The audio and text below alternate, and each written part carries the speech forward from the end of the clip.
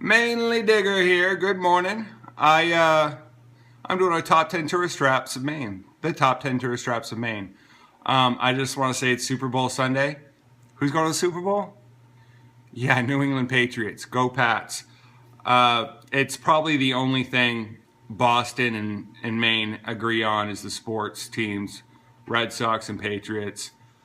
It's like you can't in Maine. You go to Maine, you can't get away from it. Like you're gonna hear about it, even if they lose, even if they win. It's gonna be like 5 months after. You're gonna be like, "Did you hear about the Pats at the Super Bowl?" And you're like, "Yeah, dude, you told me like 4 times already." Anyway, our first one is the Acadia National Park, which is amazing. It is absolutely stunning. 47,000 acres on off the Atlantic coast. Woodlands, rocky beaches, granite peaks carved out by glaciers over thousands of years. It is absolutely unique. It is absolutely beautiful. It is absolutely stunning. The reason why it made it on my top 10 is all the tourists go there. Everybody goes there. I don't go there during tourist season. I'll go there after the season's done because everything is cheaper. That's one thing people coming to Maine have to understand. Like it is still very small town minded, meaning like even in Portland, things are congested. Portland's probably one of our biggest cities. Everything is congested. The coastal towns, they're small. They're very small. The roads are narrow. Like people, like they're not made to have mass quantities of people flock during the summertime, during tourist season. But they've done it for decades. That's how Maine gets their money. Anyway, 2 is Bar Harbor or Bahaba. It's an offshoot of the Acadia National Park. It has a great portion of Acadia National Park to it. People they'll go to the Acadia National Park and then they'll go to Bar Harbor and eat a lot of restaurants, amazing food, seafood, amazing seafood, like fresh, like it's off the boats fresh. But like I said, it's very clustered and congested during tourist season. Second one is Booth Bay Harbor. Has a lighthouse that's over 200 years old. It's Burnt Island Lighthouse. It also has the Botanical Gardens, which is, I've been there once. It's absolutely stunning. It was a long time ago. And people will come up to me here that I've never met and they'll be like, "Oh, you're from Maine?" And, yeah. "Have you been to the gardens?" And I'm like, yeah, man. I think I was like 20, or I don't know how. I didn't care at the time. I should have cared. I didn't care. Fourth one is the Portland Headlight. It's in Cape Elizabeth. Completed in 1791. It is the oldest lighthouse in Maine, still in use. George Washington gave the directive to build it. It is amazing. It has multiple upgrades. It's been upgraded multiple times throughout the centuries. It started off with whale oil lamps. Like it's just crazy. It's good to see. It's fun. Like I love it. It's very beautiful. It's also there's like a town that formed, not a town, but like a culture that formed around it. Like you go there to see the lighthouse. There's restaurants, there's bars, there's pubs, there's tourist shops, there's souvenir shops. It's all based on this lighthouse, and it's fairly old. There's a lot of history to it. It's amazing. Freeport, main boot, like it's Freeport is LL Bean. I actually have his name written down this time.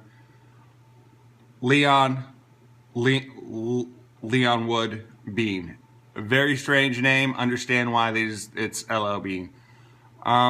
The Bean boot, it's called a duck boot. He made it in Maine, like in his basement, or in his brother's basement. sold like, I'd say Maine sold like 100 of them, and they were faulty. So he took them all back, remade them. It's amazing boot. I've had mine for 10 years, or my current pair for 10 years, and I mean, I will never, I will wear them until they fall off my feet. But yeah, Freeport, LL Bean is in Freeport. Freeport has gotten better with the park. Like, there's a lot more parking because of LL Bean and the outlet stores. Like, Freeport was like a shipbuilding town. It had wood mills, it had all this stuff. And then I think in like early 1950s, LL Bean was established, and like the town city has pretty much built around LL Bean. And it's amazing. There's outlet stores there. Parking was an issue, but it's been fixed. It still has that small town feel, that coastal small town feel with a twist. It's funny because McDonald's was like, yeah, we're gonna buy a building. So they bought this building and they were gonna tear it down and put a McDonald's, like build a little McDonald's. And the people of Freeport were like, no way. No, not at all. You're not tearing down our buildings to put in a McDonald's. So they came to a deal where like McDonald's would keep the original outside of the house and build a McDonald's inside. It is the craziest looking. It's just odd. Like, it's cool, but it's odd because you're like, it's McDonald's. It doesn't look like a McDonald's at all, and it's a good thing. Food's still expensive.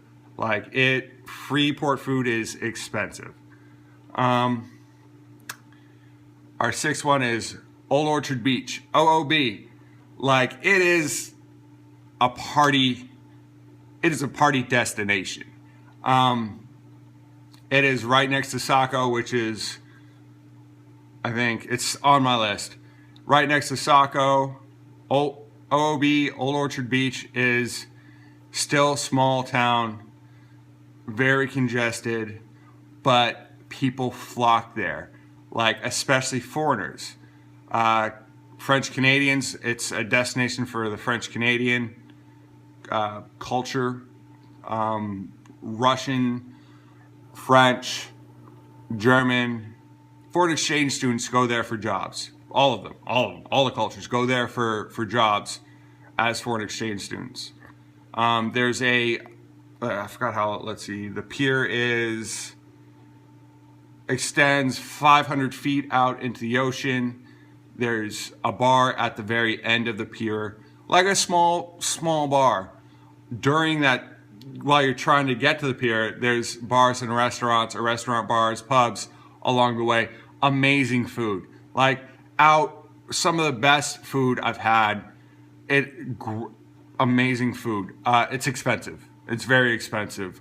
There's souvenir shops on the pier. There's been a pier there for a while. It used to be longer, except the storm came and knocked like a portion of it off. There used to be a casino on it. So after the storm, they just cut it down to the casino. Another storm came, either the storm knocked the casino down, or they're like, okay, we're not, the casino's not meant to be here. And they took the casino down and cut it down to what it is now, which is 500 feet. Kennebunkport, it is a tourist trap. There's nothing really special there. It's beautiful. The only special part of it is Camp David, which is the Bush's, as in the two presidents, summer camp. And it's not that, you can't get there. You can't get there from here. A lot of security. It's like their little fortress. And I understand, like, I wouldn't want people being like, oh, look, this is where you live. This is your summer camp. You're not getting in there. You're not getting on that ride. Kennebunkport is beautiful. It's like, I'm immune to coastal towns. I love them, but everybody's like, and I'm like, I'll go there during fall. Saco, like I said before, It's a destination. And this is what I've said this before in my past videos. Saco doesn't look like it's by the coast at all. That's the tricky part. Like, there's a river that runs, the Saco River, that runs through it. It's incredibly old. When I go back, I want to go metal detecting there, because it is, that Saco has an amazing history. But like I said, it is 3 miles away from the beach. You wouldn't know it because there's so many trees, but it's 3 miles away from the beach.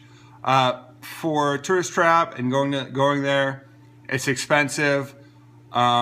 It's expensive to stay there, but you have Funtown Splashdown, which is for the kids. That's fun, expensive to get into.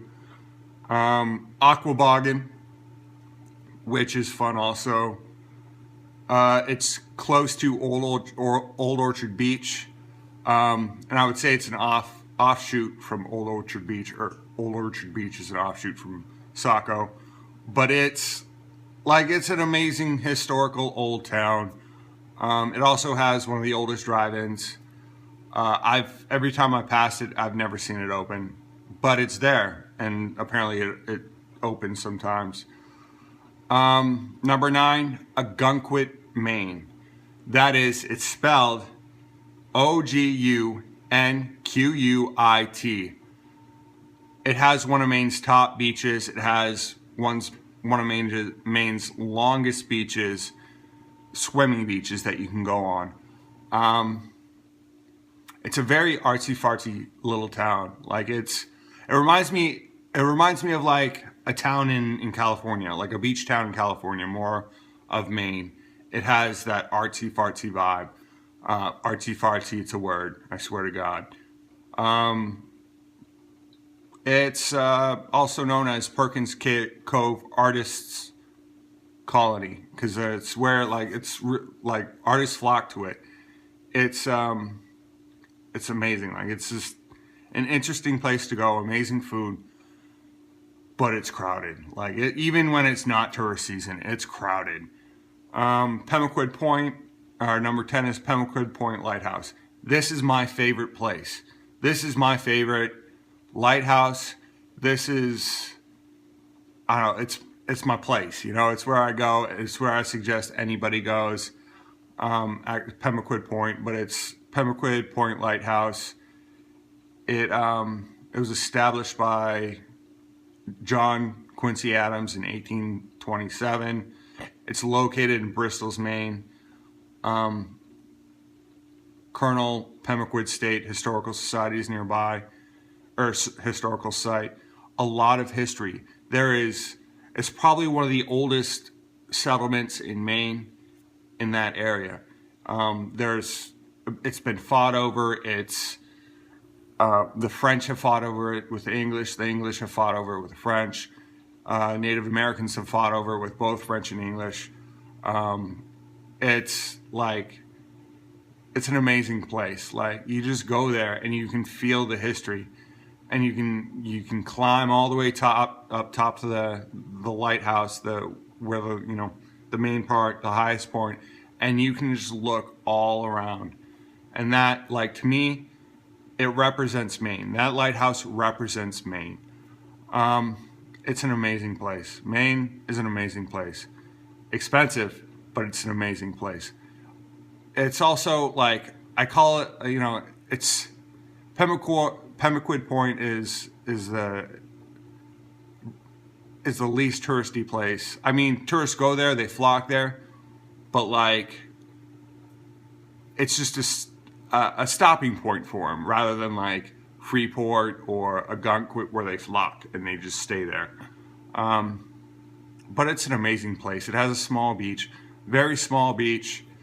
The rest of it is just surrounded by rock, granite rocks, like, you can climb around on. It's an amazing place. Hopefully tomorrow, Monday, I'll get back to digging. The ground will be thawed, hopefully. It's 30 degrees, maybe 40 degrees here right now. Tomorrow it should be 50. I'm excited. I can't wait. I'm so excited to go digging. I mainly dig out. See you tomorrow.